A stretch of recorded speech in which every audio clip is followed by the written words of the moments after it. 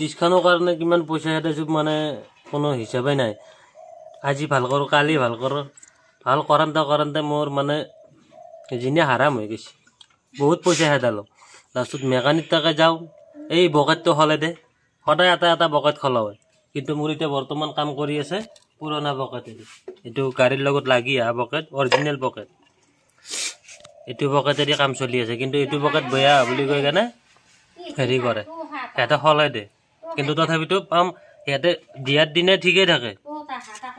যেতিয়া দিয়াৰ দিনে ঠিকেই থাকিব, নেক্সট একদিন চলোৱাৰ পিছত আকৌ সেই পাম্প কি কৰে, ডিছখান নুঘূৰা হৈ যায়, জাম হৈ যায়।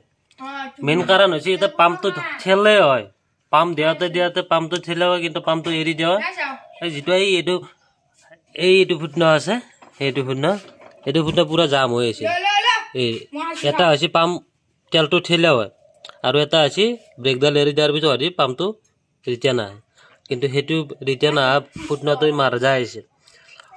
তাৰপিছত মই ইমান হেৰি কৰি কাৰণে মই ভাবি আছোঁ যে কিহৰ কাৰণে ইমান সেই জাম হৈ থাকে। আজি মই নিজেই খুলি কেনে চালোঁ যে এইটো পুৰা জাম হৈ আছিল। কিন্তু কোনো এটা মেকানিকো এইটো কাম কৰিব পৰা নাছিল।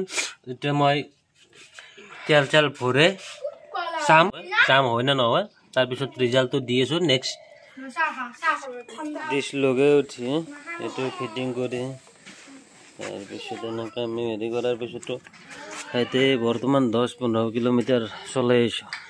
তাৰপিছতো এতিয়া চকাই এতিয়া বৰ্তমান ফ্ৰী হৈ আছে। বৰ্তমান এনেকৈ ঘূৰি আছে। আগতেতো এনেকৈ ইমান পাক নঘূৰে,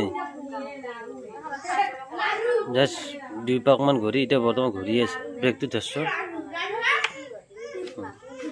সেইটো কাৰণে এইটো বস্তু এতিয়া তাৰমানে কি মেইন প্ৰব্লেম হৈছে, এইটো কেলিবাৰৰ প্ৰব্লেম নহয়, মেইন প্ৰব্লেম হৈছে এইটো মাষ্টাৰ চিলিণ্ডাৰ।